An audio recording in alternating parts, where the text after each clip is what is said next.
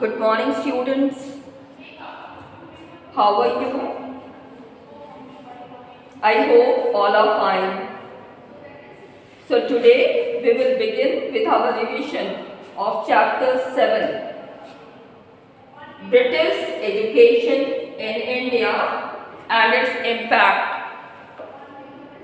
Children, as I have told you so many times, that when indigenous rulers were there in our country was known for its education. All of us have heard of Nalanda University, Takshila University, Vikramshila University. All these universities existed in our country, and people from different parts of the world used to come to our country to get education. But after colonization, the standard of education deteriorated in our country. And what happened after that we have read in this chapter. Now we come to the question answer part. The first question is, what is our main source of information about traditional education in 19th century India?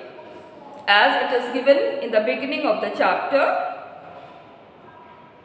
the main source of information about traditional education in 19th century India is the reports that was given by civil servants of the time. In the 1830s, William Adam, a missionary then working for the British governor of Bengal, made a detailed survey of the education system in some parts of Bihar and Bengal.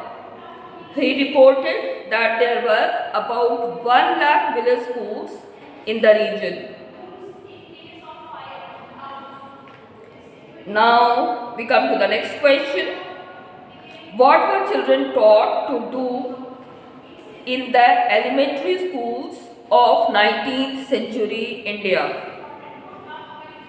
The elementary schools of 19th century India were pathshalas for the Hindus and maktabs for the Muslims.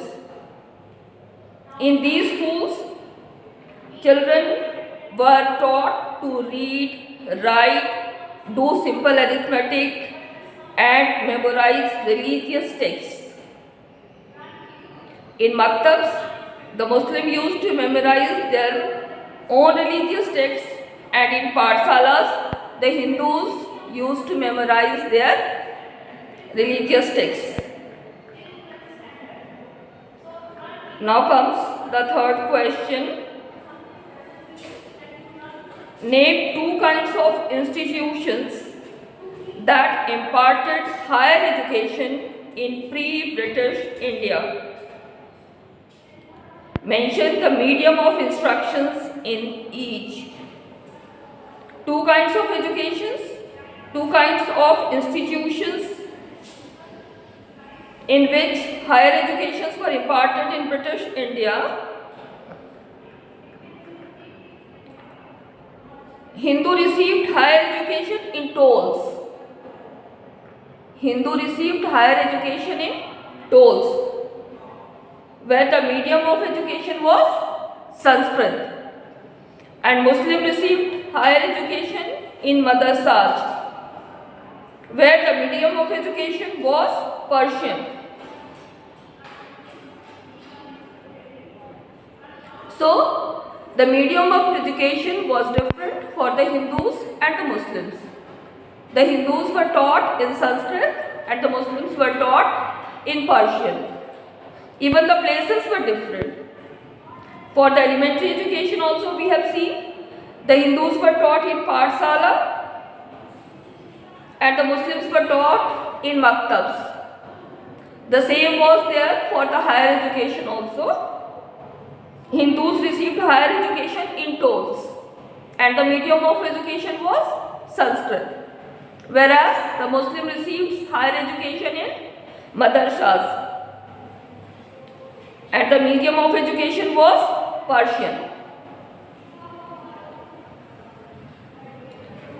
The next question is, who were the Orientalists? Name any two renowned Orientalists. We have read that European scholars who studied the knowledge and culture of the Orient. Orient here means the East.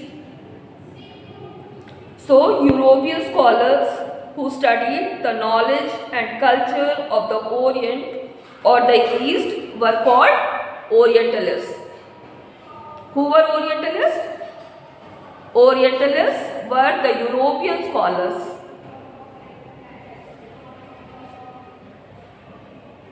who studied the knowledge and culture of the Orient or the East.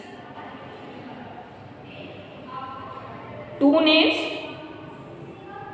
two renowned Orientalists are Warren Hastings and William Jones.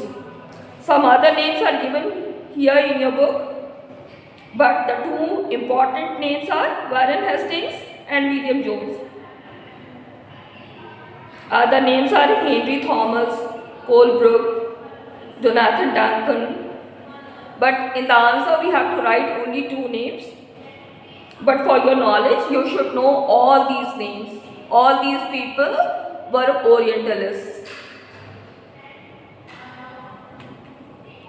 Now the next question comes. Why did some Indian reformers want Western education in India? This is the sixth question. Fifth question is, how did the Christian missionaries hope to remove the social evils that existed in 19th century India? In our book it is given like this. Many of the Christian missionaries believed that the social evils in Indian society could be removed by winning over the Indians to Christianity through Western education. What did they believe? They believed that if Indians start believing in Christianity and follow Western education, their social evils can be removed. So that is what they thought was the way to remove social evils from India. What was that?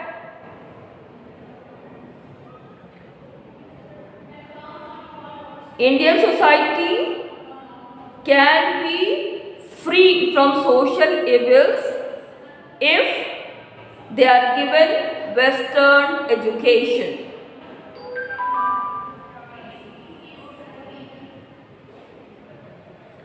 Now the next question comes. Why did some Indian reformers want Western education in India? So the first question is about Christian missionaries. What did they think about the Indian society? What did they think about the Indian society and the social evils that existed in the Indian society? Now this question is, why did some Indian reformers want Western education in India? So, why did Indian reformers want Western education in India? This is the question here. The previous question was, why did the Christian missionary wanted Western education? And now this question is, why did some Indian reformers want Western education in India? So here we have the answer. Many Indian reformers such as Raja Ram Mohan Rai and Ishwar Chandra Vidyasagar believed that promoting Western education would help reduce social evils, because this is something that was fed in their mind, that by promoting Western education, social evils will be removed. They established schools and colleges for imparting both Western and Indian education. Ram Mohan Roy established the Hindu College at Calcutta in 1817 with the support of the Scottish scholar David Hurrell and the Scottish missionary Alexander Duff. In 1825, he founded the Vedanta College, which offered courses in both Indian learning and Western sciences.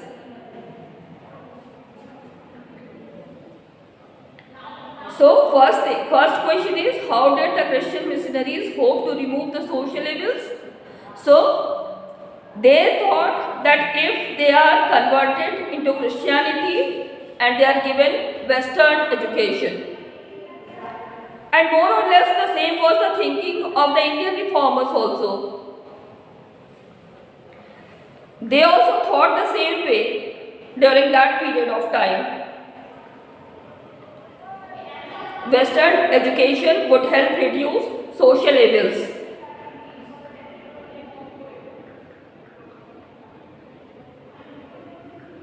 Now the question is, why did James Mill want Western education in India?